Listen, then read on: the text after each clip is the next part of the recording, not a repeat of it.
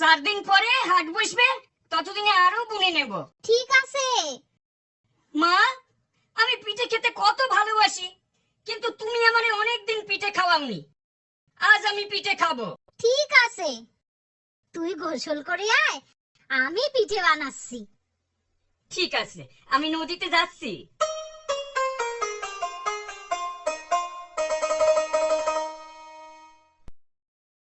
মা, পিঠে দাও। আনছি, এই নে। 1 2